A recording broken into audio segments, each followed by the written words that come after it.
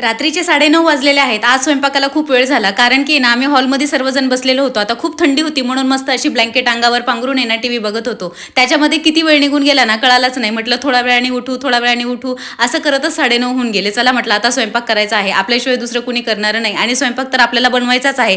म्हणून शेवटी उठलीच, खूप मोठं मन करून ब्लँकेटच्या बाहेर निघाली आणि स्वयंपाकाची सुरुवात केली.